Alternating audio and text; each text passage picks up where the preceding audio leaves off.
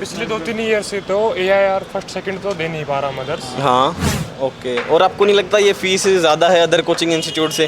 पवन राव की भी तुलना करें ना हाँ, तो मनोज सर बेस्ट है। मनोज सर बेस्ट है, पवन राव सर से भी वो बेस्ट है।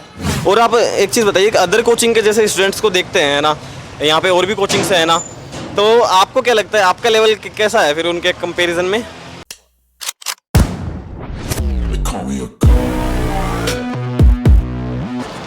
सो अभी हमारे साथ है मदर्स कोचिंग इंस्टीट्यूट के कुछ स्टूडेंट्स जो आपको कोचिंग का एक जेन्युइन रिव्यू देंगे। इनसे पूछेंगे इनका एक्सपीरियंस और ये कोचिंग इंस्टीट्यूट की जो भी अंदर की बातें सारी वो आपको बताएंगे। सो अगर आप SSC बैंक या फिर रेलवे की तैयारी कर रहे हैं तो ये वीडियो आपके लिए बहुत ही यूज़फुल है। सो सबसे पहले मुझे आप सब अपना इंट्रोडक्शन दीजिए। सबसे पहले आप बताइए। मैं अंकित मीना फ्रॉम दौसा, मैं मदर्स। Okay, mother's. मैं अमरीश कुमार चौधरी जयपुर से ही। सर मैं मोहम्मद हबीब हनुमानगढ़ जिले से। ओके, आप? महेंद्र कुमार मीणा अलवर जिले से, थाने का जिले। ओके, सो आपको कितना टाइम हो गया पढ़ते हुए? अभी करीबन मेरा बैच स्टार्ट हुआ होगा 1 से 1.5 महीना। 1 से 1.5 महीना हुआ है। तो और आपका 1 से 1.5 महीने का एक्सपीरियंस कैसा है? जी बढ़िया है। बढ़िया है। ओके, और आपका? सबका बढ़िया चल रहा है अभी। आप एक Teachers सब बढ़िया है। आप एक ही बैच में हो या अलग अलग बैच में हो? एक ही बैच में। आप एक ही बैच से हो। ओके, और कौन सा कोर्स कर रहे हो? SSC CGL का। CGL का। और उसकी फीस वगैरह क्या है? फाउंडेशन अगर बैच अपन लेते हैं तो उसकी 45,000 है, और अपन प्रीलियम्स का अगर लेते हैं तो उसकी 31,000 है। और इनकी ड्यूरेशन क्या होती है?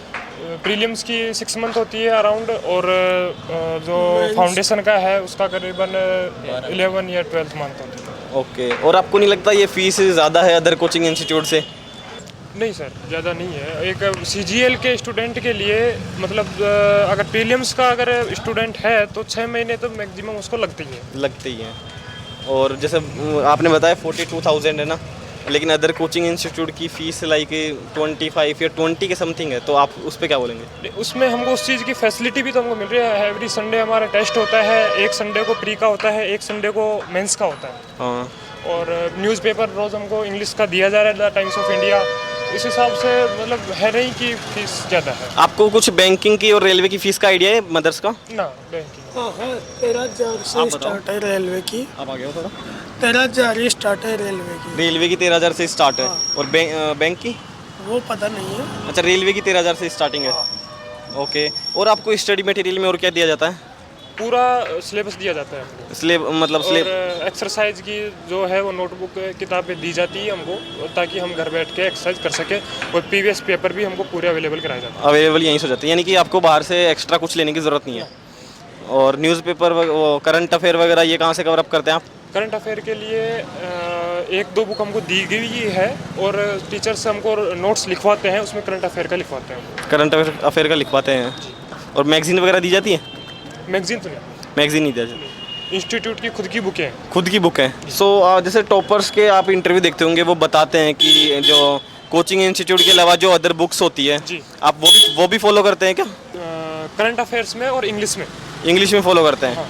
कौन सी बुक करते हैं? इंग्लिश में जो आती है ब्लैक बुक। Black book. जी। और करंट अफेयर में? करंट अफेयर में chronology, Hindi medium. Hindi medium. और यहाँ पे बैचेस को मर्ज भी किया जाता है क्या, लाइक जैसे कोई हिंदी मीडियम का या इंग्लिश मीडियम का, या फिर कुछ बैच पहले स्टार्ट होते हैं कुछ बाद में स्टार्ट होते हैं, फिर बैच मर्ज नहीं, मर्ज तो कोई बैच नहीं होता अभी तक तो नहीं हुआ आपका, है ना? 1-1.5 महीने में? हाँ, नहीं हुआ। और आप बताइए कि यहाँ पर फैकल्टी के नाम बताइए मुझे, कौन कौन आपको पढ़ा रहा है? तो रीजनिंग तो मैं सीताराम सर पढ़ाते हैं, सीताराम सर। और मैथ पढ़ाते हैं मोहन गुप्ता सर, मोहन गुप्ता सर। और इंग्लिश राजेश कुमार। राजेश कुमावत सर। और मैथ एकदम मोहन गुप्ता पढ़ाते हैं। आपको पवन राव सर नहीं पढ़ा रहे? पवन राव सर का बैच हमने नहीं लिया, वो अभी उनका बैच नहीं है? पवन राव सर का बैच ये अभी 17 को अच्छा, उनका बैच 17 को स्टार्ट होगा। 17 को स्टार्ट होगा उनका बैच। लेकिन जैसे मदर्स कोचिंग में सब बोलते हैं कि पवन राव सर के मतलब काफ़ी नाम है, तो उस वजह से एडमिशन हो रहा है। तो आपने एडमिशन फिर किस पर्पज से लिया था? पवन राव सर से पढ़ने के लिए? हाँ, पवन राव सर का ही बोल रहे थे भी, पवन राव सर का बोलो वो लीजिए आप। लेकिन मोहन गुप्ता सर का मैंने क्लास लिया, वो डेमो क्लास ली, तो मुझे वो सर अच्छे यानी कि लगे। अच्छा, मतलब ऐसा उन्होंने रिसेप्शन पे तो आपको ऐसे बताया था कि पवन राव सर पढ़ाएंगे? नहीं, ऐसा कुछ नहीं बताया था, सिर्फ मैथ के वैसे क्लासेस थी। अच्छा, तो मोहन गुप्ता सर की मैंने क्लास ली। अच्छा, मोहन गुप्ता सर आपको मैथ पढ़ाएंगे, पवन राव सर नहीं पढ़ाएंगे? नहीं।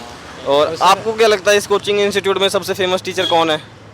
फेमस टीचर तो पवन राव सर ही हैं, और इंग्लिश के लिए कमलेश सर बोल रहे हैं, और रीजनिंग के राजेश सर। राजेश सर। लेकिन फेमस तो है, लेकिन सभी टीचर अच्छे ही हैं।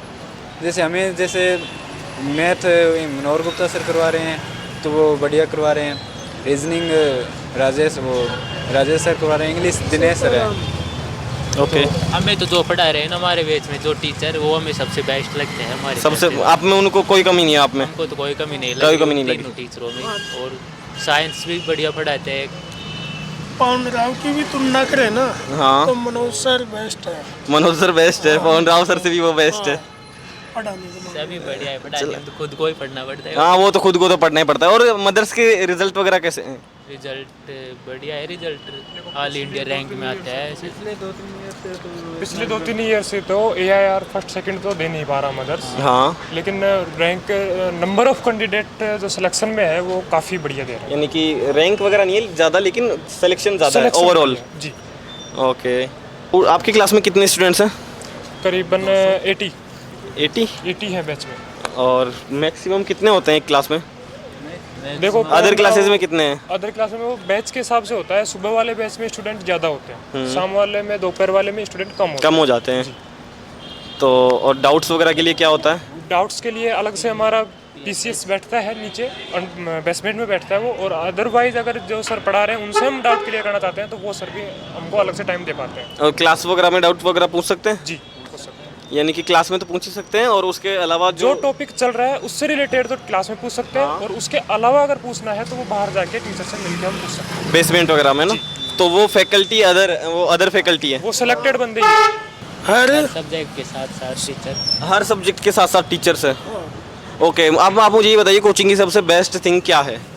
बेस्ट थिंग तो ये है कि हर संडे हमारा टेस्ट होता है, फिर हर सैटरडे, नेक्स्ट सैटरडे को उसका रिजल्ट टेलीग्राम पे शो होता है हमको। सबका? हाँ, तो उससे हमारा मतलब एक तो हमको लेवल पता चल जाता है, और एक ये टारगेट पता चल जाता है कि अगले संडे तक अपन को क्या कवर करना है। ओके। और कोचिंग की सबसे बैड थिंग क्या है?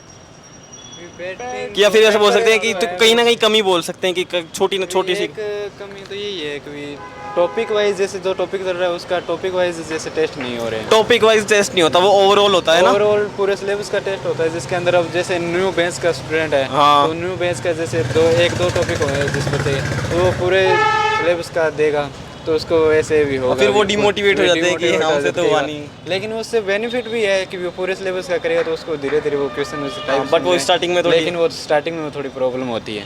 ओके।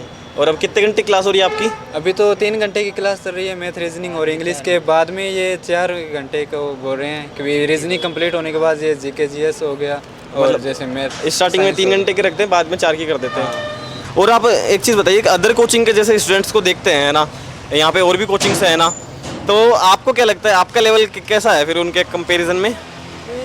कोचिंग वगैरह तो सभी बढ़िया ही होती है। कोचिंग तो इतना कोई इशू नहीं रहता है। हाँ। वो तो बच्चे पे डिपेंड करता है, वे कैसा मतलब वे स्टडी कर रहा है, मतलब कैसी वो हार्ड वर्क कर रहा है। ओके। अब जो स्टूडेंट्स ये वीडियो देखकर इस मदर्स कोचिंग में आएंगे, आप उन्हें क्या मैसेज देना चाहेंगे? एक बार उधर देख के बोलिए।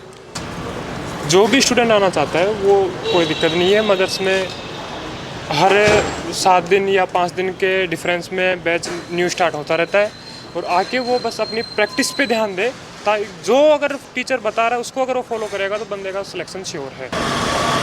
सो आई होप आपको वीडियो पसंद आया होगा।